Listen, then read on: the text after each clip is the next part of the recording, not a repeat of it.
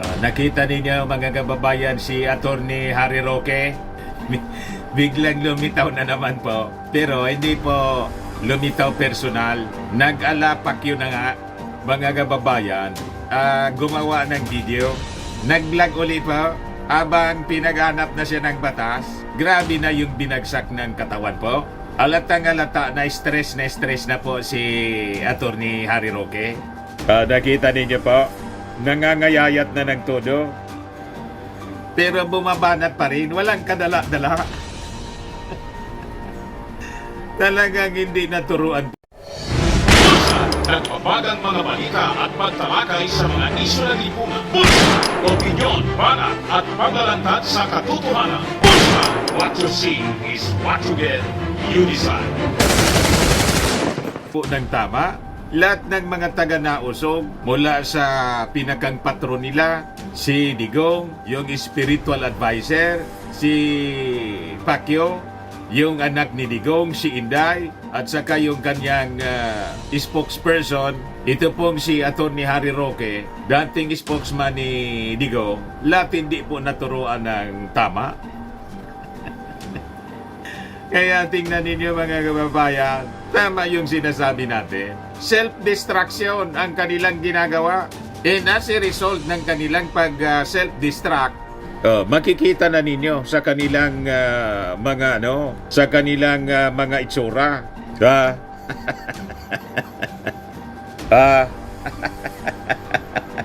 Sabi ko sa inyo, tuloy-tuloy ang pagbabaon nila sa kanilang sarili mga kababayan dahil sa kanilang mga masasamang gawain.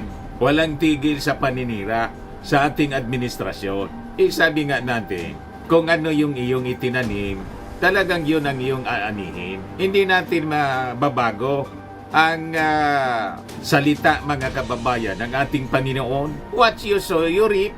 Nagtanim ka niya ng hangin, bagyo ang iyong aanihin, sabi sa Hosea.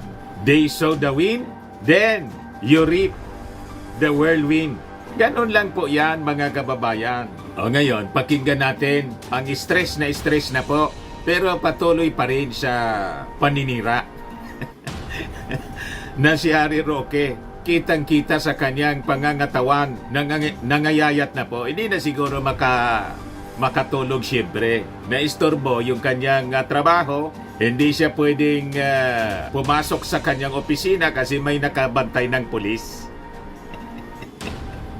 Yung pulis yata, trade ni General Torre. Di ba? Talagang hindi tinantanan si Pacquiao. 16 days, mga kababayan, yung operation. Ayun, nahulog din sa kamay ng mga authorities. Yun din ito ang mangyayari kay Harry Roque. Hindi po siya tatantanan.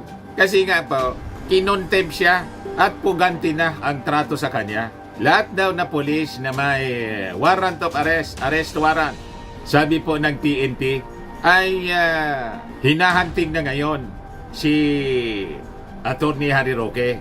Ito yung sabi po ni Colonel Jane Fajardo, PNP spokesperson. Pakinggan natin.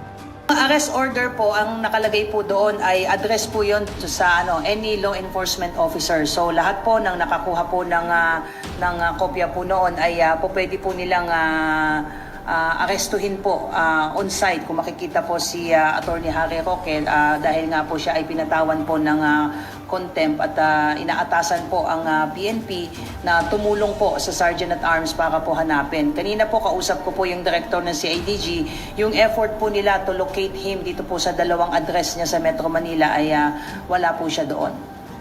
Naglungga na rin po si Attorney Harry Roque. Baka nandun sa Kingdom of Jesus Christ.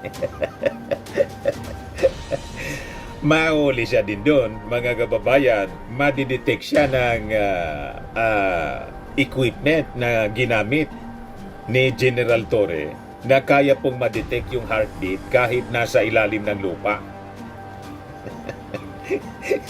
Kahit maglungga pa si Attorney Roque sa impyerno, inabot nga po si nahuli si Pacquiao, lumabas sa kanyang lungga, na-detect po yung heartbeat. You see? O ngayon, pakinggan natin yung vlog ni Atty. Harry Roque, tuloy-tuloy pa rin yung banat. Walang kadala-dala. Ito po yung report ng Manila Bulletin. Kinuha ito sa vlog ni Atty. Harry Roque mismo. Akin po, hindi po ako unang-una ha. Yung full story ng balitang yan, click subscribe muna dito sa ating YouTube channel and hit the notification bell para lagi po kayong updated sa mga kaganapan dito sa ating bansa.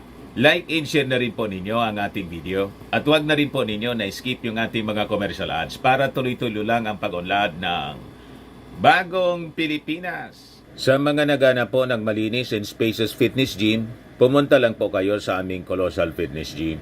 We also offer Grab Car Rental with our brand new 2023 model ng Toyota Innova. We also accept booking for those who are planning to travel via PAL, Cebu Pacific, and other airline companies, local and international, and bills payment for Meralco Bills, Aleco Bills, PLDT, etc.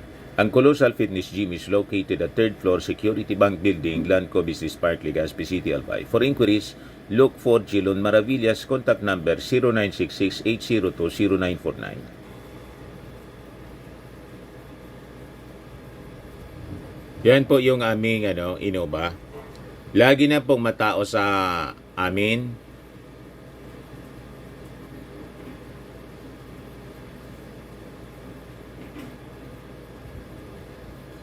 Yan po mga bagong clients namin. Napakaganda at colorful at napakalinis ng aming gym po. Pati mga foreigners po pumupunta sa amin. Mga British tourist po sila dito sa Legazpi. Na-set up na rin po yung aming mga brand new gym equipment.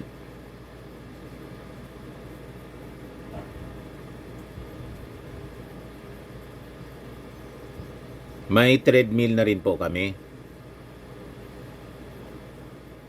Ito naman po yung bago naming product na binibenta online. Eye Glow Serum, whitening po siya. Tingnan ninyo yung epekto sa aking anak na architect before and now. Yung mga inquiries po ninyo, dumiretso na lang kayo sa kanyang Facebook account, Riz Maravillas. Ito naman po, Firmax Firming and Lifting Cream, pinapahid po sa mga pulses in affected area. Mainam po sa paninigas ng mga kasukasuan. Ito naman po, Automax Radiant Serum. Sa mukha naman yung application, anti-aging po siya. You will look 10 years younger than your age. Sa mga cancer patients naman po, baka lang gusto ninyo itong itry. Naing siya red mixed fruit drink. Hindi mo po siya gamot, food supplement siya. Kaya lang, gawa siya mga kababayan sa goji berry. Yung goji berry, may anti-cancer properties.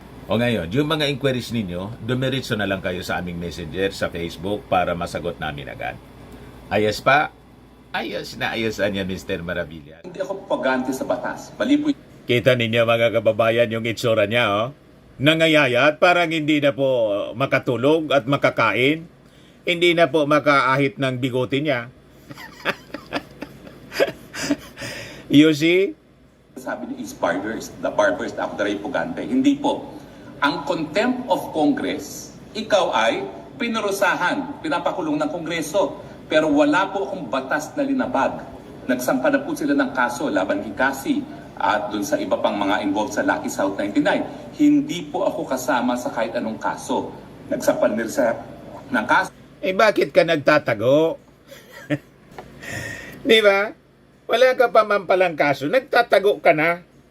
International human rights lawyer ka. Kayang-kaya mo. Napakatalino. Napakatalino mo po. Napakayabang mo nga eh. Kaya lang, dun sa Senado, sa pagtatanong ni Risa Ontiveros, hindi man abogada si Risa Ontiveros, supalpal ka. Hindi ka umubra sa angas mo doon kay Risa. Lalo na dito po sa mga congressmen, mas magagaling ang ating mga congressmen. Brilliant po sila, magagaling sa questioning. Di ba? So bakit ka umiiwas? Kaya mo yan. Go, go, go, go. Ika niya, Mr. Maravillas, nanggagatong ka pa. Hindi mo man ito masaway. Ang titigas ng ulo eh. Ang idol nila, si Maudigs, maisog. At ang advisor po nila, spiritual advisor, may-ari ng universe. Kaya lang po, kulong na ngayon. You see? Irespeto kasi ninyo ang mga authorities, the governing authorities. Wala kayong pagrespeto. Yan ang inyong inabot. Nananadya kayo. You are actually hurting yourselves. Sa inyong mga ginagawa, ayaw ninyong manahimik eh. Dahil sa inyong pagnanasa to take over the government, hindi kayo makapaghintay eh. Ang layo pa ng 2028 elections. Ayan tuloy. Paano inabot ninyo ngayon? Nasilip yung inyong mga illegal na gawain. Pinagabol na kayo ngayon ng batas at malamang sa malamang, susunod kang kakasuhan. Kasi sabi ng mga congressmen, lalong lumalakas yung ebidensya na sabit po kayo sa illegal pogo. At yung yaman ninyo, illegal na na-obtain. Bigla kayong yaman, sabi ni Attorney Congressman Luistro. Kaya nga pinapasubmit kayo ng inyong salin. Yan ang rason siguro kaya kayo umiiwas, nagtago na kayo. Ayan tuloy, sabi ng Congress, isa na kayong pugante. Kahit anong sabihin mo, walang mangyayari sa inyong mga declaration dito sa sa YouTube, sa vlog mo po, because the proper forum is the Congress. In like manner, doon sa case ni Pacquiao, kahit anong sinabi niya, pinapalabas niya sa kanyang mga announcement, sa SMNI, sa kanyang video, o di ba? Hindi ka ba natuto? Walang nangyari. Tinugis siya ng mga authorities. Kulong siya ngayon. And I think yun ang tinatahak na landas. Yun ang iyong tinatahak na landas. Wala kayong kadala-dala. You don't learn a lesson. Tapos ngak-ngak ka pa ng ngak-ngak ngayon. Sumurrender ka na kaya? Para doon mo i-defend yung sarili mo sa Kongreso. Tapos paglabas mo, after the investigation, tawagin mo pa yung Congress na kangaroo court. Kangaroo court pala, ha? Ito ka ngayon. Nangangayayat ka. Hindi ka na makakain, hindi ka na makatulog siguro. Lalot may sakit ka pa. Ay yung travel companion sa pagtatago under investigation din. Kaya ka siguro nangangayayat ngayon. Walang mag-asikaso sa'yo. You see? Kaninong kasalanan yan kung hindi sa'yo? Gawain mo yan eh. What you sow, you reap. Kung ano yung iyong itinanim, yan ang iyong aanihin. Nagtanim ka ng hangin, bagyo ang iyong aanihin. Sabi sa Bible yan. Di ba? Ang itsura mo para ka ng ibakwi. Stress na po ang itsura ni Harry Roque dahil sa kanyang masamang gawain. Mangagsisi kayo sa inyong mga kasalanan. Sabi ni Martin Romualdez kahapon, napaka talim ng kanyang binitawan sa kanyang speech. Ang may kasalanan anya, huwag magturo. Ang may kasalanan anya, huwag magturo. Ituro kayo ng turo. Akusa kayo ng akusa sa ating gobyerno. O tingnan ninyo, inabot ninyo. Inakusa ninyo yung Congress, mga kurakot. O tingnan ninyo ngayon, kinalkal yung inyo pong mga kinasangkutan sa pugo. O ito na yung resulta. Makikita na sa inyong itsura, nangayayat na kayo dahil sa istorbo. Doon sa kay Alice Guo, sa Inistorbo ninyo yung gobyerno. Di ba? Inistorbo ninyo yung gobyerno, inistorbo rin kayo. Si Inday ganun din. Inistorbo niya yung gobyerno, tinawag niyang tambaluslo si Martin Romualdez. O ito na ngayon ang inaabot niya. Yung spending niya sa Congress, pinapaimbestagahan. Yung spending niya sa Office of the Vice President, bukas po may hearing. Pinapatawag yung mga satellite offices niya, yung in charge sa satellite offices, para alamin kung yung mga beneficiaries daw ng tulong ay totoo. You see? Ituloy lang ninyo ang inyong mga paninira. Lahat yan ay babalik sa inyo. What you sow, you reap nga eh. Asa pa kayo na may magandang bunga ang masama ninyong itinanim. Hindi rin po ako kasama doon. So wala po akong kasong hinaharap sa Mala- piskalya o sa Malapit na magkakaso. hukuman. Ang kaso May case build up na sa'yo. lang po, dahil ayaw ko nga ibigay yung mga dokumento na wala naman pong kinalaman sa investigasyon ng Pogo. At nandyan nga po yung desisyon ng Bexon bilang authority na hindi mapipilit na ibigay ang mga dokumentong wala kinalaman sa investigasyon. Hindi nga po siya po pwedeng tanungin ng mga bagay-bagay na walang kinalaman sa investigasyon. Sa husgado ka magpaliwanag. Di ba? Sa kongreso ka magpaliwanag kung yan ay acceptable. Marami doon na mga abogado na susupla sa'yo. Di ba? Paniwala mo man sa sarili mo, pinakang magaling ka eh. O di arapin mo. Yung mga magagaling na abogadong congressman, hindi yung nagtatago ka. Papaliwanag ka sa vlog mo. Parang si Inday, imbes sa Congress magpaliwanag kung paano niya ginastos yung budget niya, nagpa-interview para walang nagtatanong sa kanya. Hindi obra, Attorney Roque, ang ganyang mga sistema.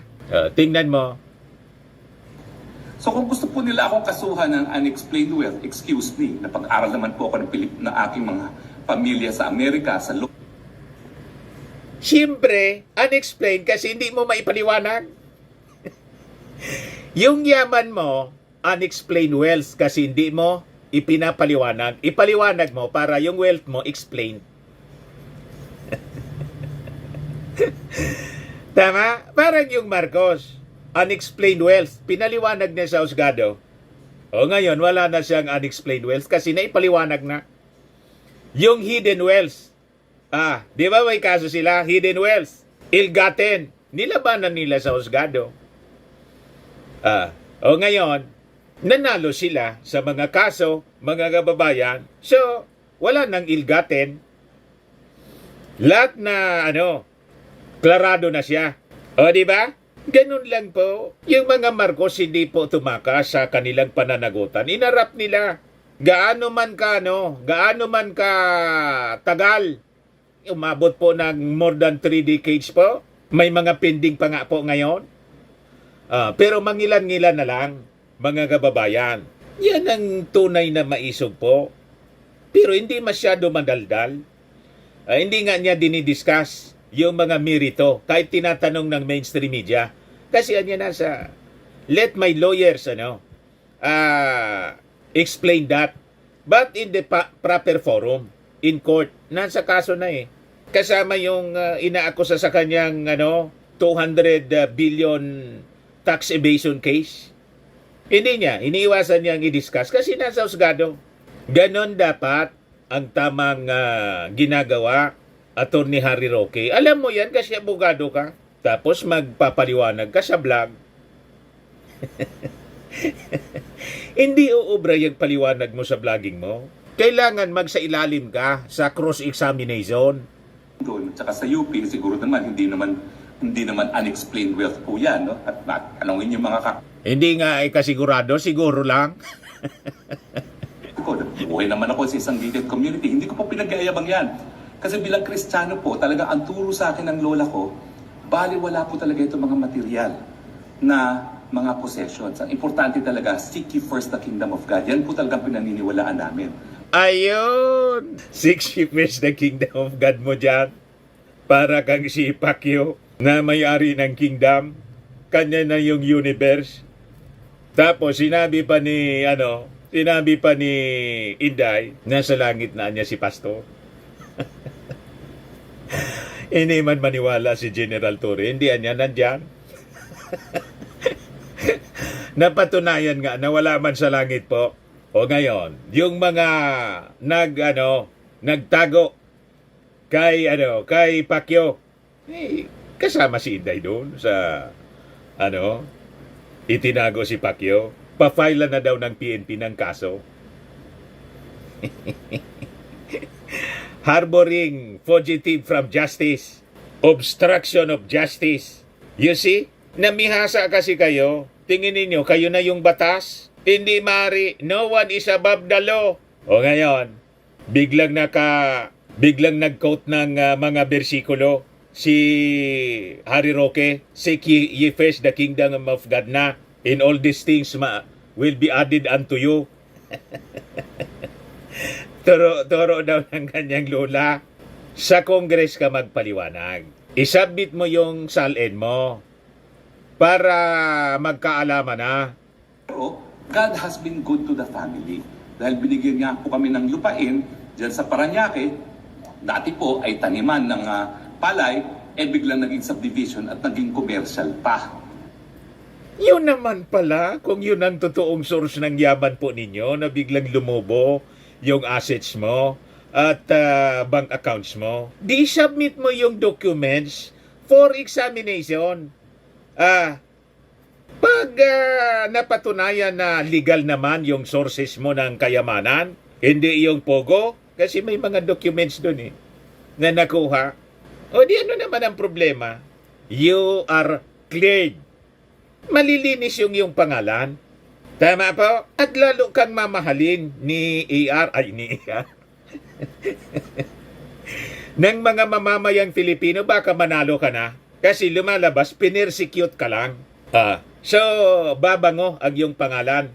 At magiging masama ang tingin ng mga Filipino sa mga members ng Congress na nagdikdik sa'yo. Pagkakataon mo na to. Di ba? Pero pag nagtatago, sabi nga, flight is a sign of guilt. Tama, attorney? Alam na alam mo yan. Balikan natin si attorney. Yan lang po yung swerte ng pamilya ko. No? Pero, yun nga po, bilang isang abogado, hindi naman ako po pwede na baliwalain ko ang karapatan ko. Lalong-lalo na itinuro ko naman sa aking mga estudyante sa UP Law kung anong dapat na sakop lamang ng legislative investigation.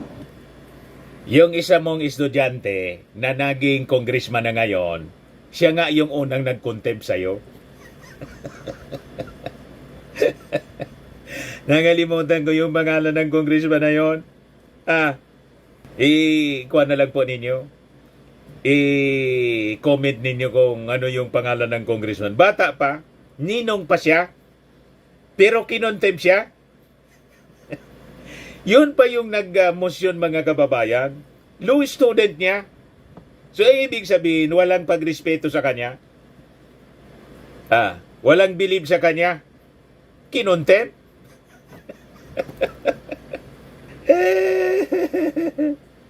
So ulitin ko po hindi ako pugante dahil ako po ay lumabag sa batas. Pugante ako sa Kongreso lamang. Wala po akong pakialam. Dahil ang tingin ko naman, kung ako'y na-cite in contempt of Congress, ang Kongreso naman po cited in contempt of the people of the Philippines. Hindi po tama yung ginagawa nila. Pasigaw.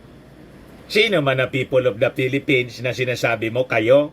Kayo na lang ang tao ng Pilipinas.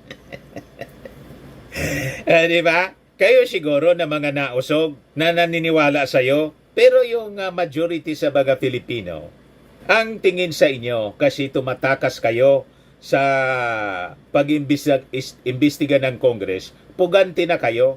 As you admitted, sa tingin ng Congress, kasi umiwas ka sa Congress, puganti ka sa Congress. Di ba? At malamang sa malamang, pag na-file sa iyo yung kaso, magiging tulad ka ni Pacquiao. Magiging puganti ka rin kung halimbawa susundan mo ang yapak niya na imbes sumurrender sa husgado, once na-file na yung kaso sa iyo, ay tatakas ka. Huwag mo na kasing sundan ang ginawa ng mga kasama mo. Pari-parehas kasi yung mindset ninyo Mindset ng mga mayayabang. Yan kasi. Sigaw, kapag ayaw na sagot, contempt kaagad, nagpa-power tripping na po sila. Miski wala po silang batas na binubuo, tuloy-tuloy ang paninira nila sa pamilyang Duterte. Doon sa extralegal killing, sa droga, at syempre sa pogo. Anong paninira na sinasabi mo na ang gumawa ng kasiraan sa pamilya Duterte sila? Sila nanira po sa Kongres? Sila yung nanira sa ating Pangulong Bongbong Marcos? Kayo mismo? Di ba ulit-ulit mong sinasabi sa mga videos mo? Bangag, bangag, bangag. Pulboron, pulboron. Wala nga kayong kaso. Lahat lang aligasyon. Ang source ninyo ng information, si Marlica.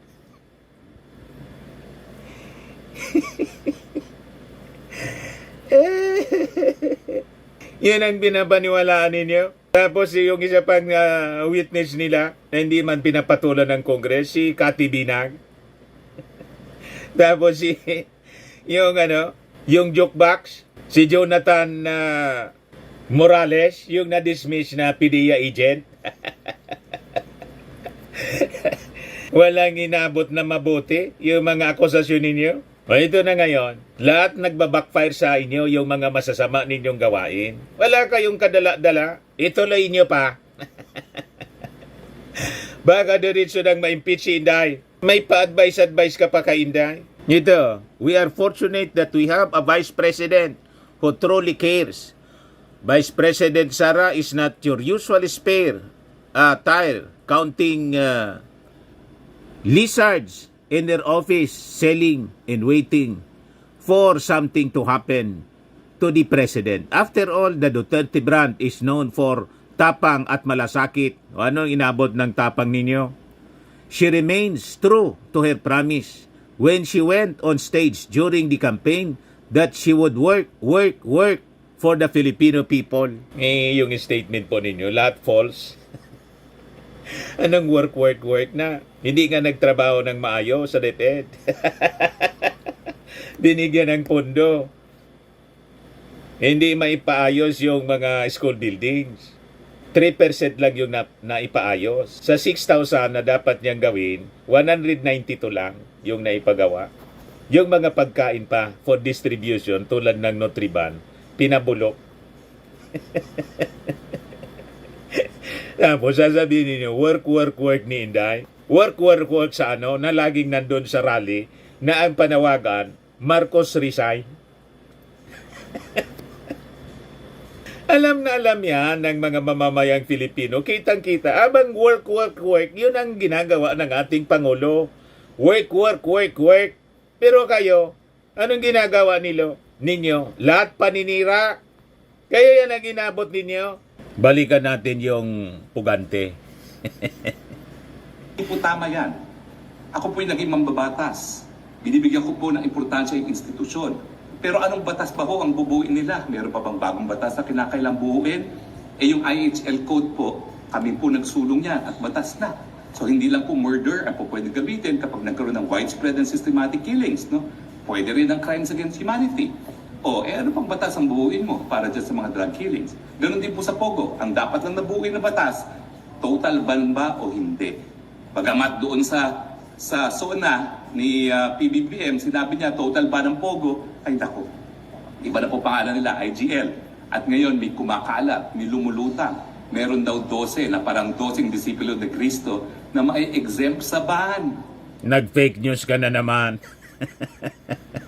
So kapag sinabi kasi ban, lahat dapat bawal. Walang exception. Di ba po? Ay nako. So, ang anong tanong? Magpapa-aresto ba ako o hindi? Well, naniniwala po kasi ako na kapag ang Kongreso ay lumabag sa kanyang kapangyarihan at naging guilty of abuse of power at grave abuse of discretion amounting to lack of jurisdiction, illegal po ang kanilang order. Kinikilala ko po na kinakailangan magkaroon ng desisyon sa Korte Suprema. Kaya nga po, aantayin ko ang desisyon ng Korte Suprema. Samantalang nag-aantay po ako, importante po ang aking kalayaan. Hindi ko po isusurrender muli ang aking kalayaan gaya ng nangyari nung una na nasurrender ko siya ng isang araw nung ako po'y nagpakulong dahil di umano, dinisrespect ko raw ang Kongreso. Di parehas talaga, mga kababayan, ang mangyayari sa kanya with Pacquiao. Maglulungga muna siya. Pero ipapahunting siya ng ating mga authorities ng Congress. Kaya nga po, dineploy na yung tutugi sa kanya. Sabi po ni Colonel Fajardo. Di ba? Birds of the same feather talaga po. Flock together. Parehas ang direksyon na tinatahak mga kababayan. Maling direksyon sa buhay. Maalala nyo ha, wala pong disrespect doon. walang pagbabastos. Ang polite-polite ko pa nga. Pagamat, sabi nila, dapat makontent ako muli dahil ang dami ko rin masasakit na salita na sinabi matapos akong mapalaya. Alam niyo po, hindi gaya ng hukuman na pinuprotektahan laban sa pagbabatikos ng publiko, ang Kongreso po, hindi naman binibigyan ng ganyang proteksyon. Wala pong indirect contempt. Bakit? Kasi puro politiko po sila. Kaya po nilang sumagot. Samantala ang mga WES, pinuprotektahan laban sa mga pagbabatikos kasi hindi sila makasagot. Ang kanilang sagot ay doon lamang sa kanilang mga desisyon. So, mga kaibigan, hindi po ako pugante. Ako po isang ordinaryong mamamayan, pinaglalaban ang kanyang karapatan. Alam ko po na makapangyarihan ng mga congressmen. Alam ko po napakadami nila. Pero ako naman po, bilang ordinaryong mamamayan, may proteksyon. Ang tawag po dyan, ang Bill of Rights ng saligang batas at paninindigan ko po yan. Dahil kung hindi paninindigan ng mga ordinaryong mamamayan ang kanilang karapatan, tuluyan pong lalabagin ng mga power trippers. Aantayin ko po ang desisyon ng Korte Suprema. Kapag sinabi ng Korte Suprema, ilabas ang dokumento, ilalabas ko po yan. Pero sa ngayon po, antayin muna natin ang desisyon ng hukuman. At kung ako ay in contempt of Congress, tatanggapin ko po yun dahil ako naman, hinihimo ko ang aking mamamayang Pilipino, i-contempt of the people po natin ang Quad Committee at itong Kongresong ito. I-condemn daw nila mga kababayan. Alam mo ninyo kung ano ang ibig niyang sabihin. Umaasa kasi sila na yung mga mamamayang Pilipino aalsa. Ginagatungan na nila yung people power. Sabi ko nga, yung people power po, hindi po mangyayari. Kasi yung people pong sumuport kay Inday na 32 million. Yan ang pinagmamalaki nila. Asa na niya? Mag-ready na niya kayo mga 32 million supporters ni Inday. Ang hindi nila matanggap ang katotohanan na yung 31 million na plus sa 32 million ni Inday, mga Marcos supporters, nag-abandon ship na po yung mga Marcos supporters sa Duterte.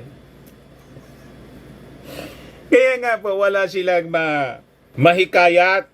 Yon ang pinaniniwalaan ni Harry Roque. Kaya hindi siya lilitaw. Hoping na mag-people power at magiging presidente si Inday. Yun ang nasa mindset niya. Yung nasa isip niya po. Gawin ng daw na acting president si Inday. Kasi yung ating Pangulo bangag. Naniwala kasi kayo sa inyong sariling kasinungalingan. Ay, yan ang inaabot ninyo. Gumising kayo sa katotohanan. Na hanggang 2028 pa, yung inyong paglalaway, yung stress ninyo hanggang 2028 pa. O ngayon, yung ating Pangulong Bongbong Marcos, mga kababayan, kahapon naging very emotional siya sa kanyang pagsasalita po doon sa sa event ng iisang nasyon, iisang aksyon tapusin ng online sexual abuse or exploitation of children or OSAIC summit sa Makati City. So makikita ninyo mga kababayan ang empathy sa ating Pangulong Bongbong. Talagang move in tears po siya. Kasi mga bata po yung biktima. Sabi nga po natin, the youth is the hope of our motherland.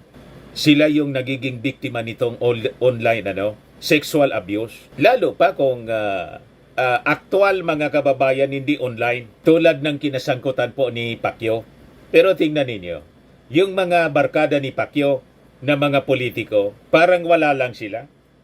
Walang sympathy doon sa mga victims. Ang sympathy nila kay Pacquiao pa rin. Alam na ninyo kung sino mga politikong ito. Ang iba pa, mga kababaihan. You can just imagine itong kinasangkutan po ni Pacquiao. Sex trafficking by force. Sa Amerika po ito. Fraud in coercion, sex trafficking of children, marriage fraud, fraud and misuse of visas, bulk cash smuggling, promotional money laundering, concealment money laundering, international promotional money laundering. Kahindik-hindik na kaso mga kababayan. Pero itong si Pacquiao, siya pa yung pinoprotect. May sympathy pa yung ating mga opisyal. Alam na ninyo kung sino mga opisyal po? Sabi na nga ng isa po, ng tinanong ng media, tingin mo niya, nasaan si pastor ngayon? Ang guess ko niya ay nasa langit. Yun pala po, langit-langitan. Yun si kahindik-hindik. Pero yung ating Pangulong Bongbong Marcos napaiyak dito po sa experience na sinapit nitong ating mga kabataan, biktima ng online online sexual abuse. Panoorin po natin yung ating Pangulong Bongbong Marcos. I could not help but shed a tear. Napaiyak talaga siya po. To try to have to relive the suffering that she went through. And to think how many other children are, even as we here sit in this fancy hotel room, eating our fancy food, continuing to suffer the same fate as she has. And accompanying those tears that I just shed was a deep sense of shame, because we have not done enough for the Philippines to now be considered the epicenter of, let us not shorten it into a clinical term of SAEC. It is sexual abuse and exploitation of children. And I leave it to your imagination. And I would imagine in some cases your imagination cannot even begin. One of the most important part of the Filipino culture is family. We are known around the world for that. We are so well known for it that Filipinos are the number one caretakers of foreign children all around the world. I go and travel and meet important leaders all around the world. And they say, and I'm talking about kings and queens and presidents and prime ministers. And they say to me, I was raised by a Filipino. My second mother is a Filipino. And that's what we Filipinos are. We love our families. We adore our children. And for us to allow this to happen in our country brings to me an overwhelming sense of shame, because being in government, being in public service, we are not doing enough. We must do more. However, I am happy that we have now together with the Interagency Council Against Trafficking and the Department of the Interior and Local Government, that we have had now this conference, and the IJM has organized this very important event. We are here today to confront one of the greatest challenges of our time. The challenges that we face in government are always the challenges that are brought to us by the future. And what exemplifies our future more, what symbolizes our future more than our children? And that is why this strikes at the very heart of our society. It undermines the foundations of what we are, of who we are as a people. In every community that is alive with the laughter and the chatter of children, there is a dark reality where 500,000 Filipino, 1 in every 100 Filipinos, has been victimized. It is an appalling statistic. We cannot allow this to continue. We will not allow it to continue. This is the horrible scourge of online sexual abuse or exploitation of children, or OSAP, which remains widespread now in our country. It's not a distant problem. All the victims just faceless and nameless children. Perhaps we do not know them. Perhaps we're not related to them. But they are all our children. They are Filipinos.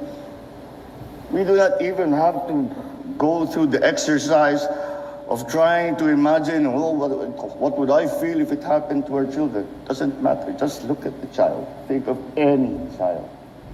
Any child.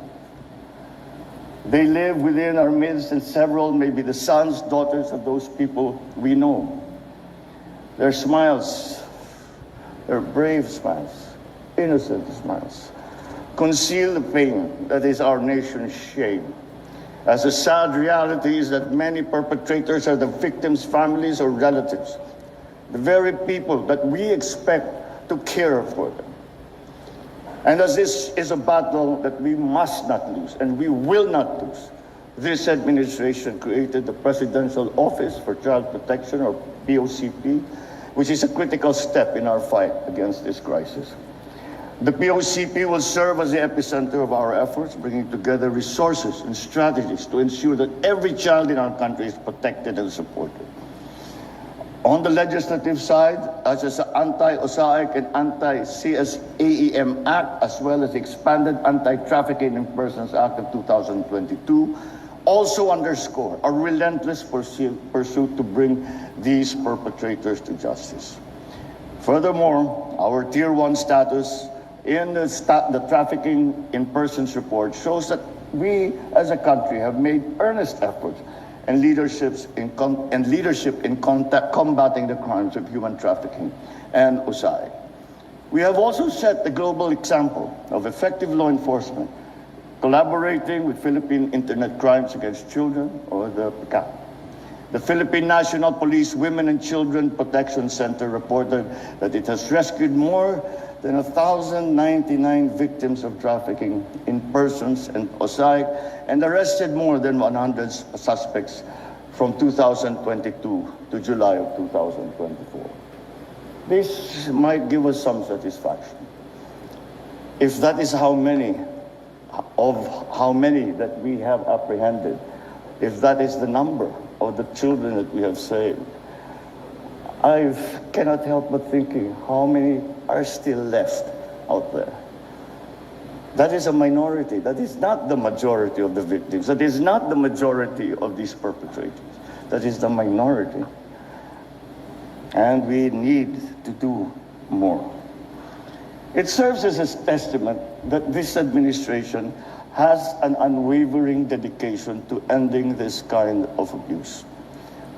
Be assured, we are fully committed to ensuring and protecting our children, who are the most vulnerable members of our society.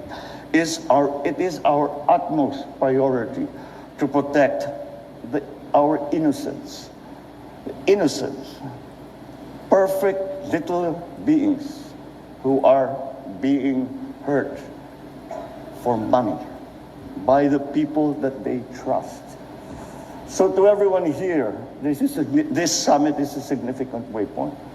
A moment to reflect on our progress and renew our commitment to eradicating OSAIC. To our international partners, we extend our gratitude for your aid to us in continuing this fight. Your support has been valuable in our mission to save children, rescue victims, and give them a chance to start over. As we move forward, let us reflect on our roles in these critical battles.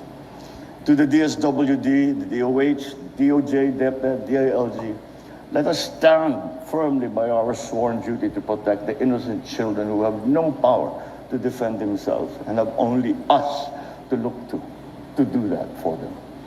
Continue to develop training programs, ensure that our law enforcement, the prosecution, social workers, teachers, other public servants are well equipped to handle these cases. Strengthen our criminal justice system to the end that all who perpetrate this abhorrent crime are put behind bars and made to pay for what they have done. And everyone should think not only twice, but 3, but 4, 5, 10, 100 times before committing this abuse again. I have said it before, I will say it again. This administration will do everything. We will spare no effort to combat these heinous crimes against our children. The LGUs have a unique position, as they are positioned to foster an environment where child abuse is not tolerated. Leverage your knowledge and experience to ensure that no child falls victim to OSAIC. With the launching of Report OSAIC, we hashtag report OSAIC. We are hopeful that this will help increase community awareness of what OSAIC is, how we can prevent it, how we can help those who are suffering from these abuses, and the legal consequences from committing what we consider as the worst crime against humanity. To our communities, this administration implores you to be suspicious, be watchful, and report even the slightest inkling of abuse.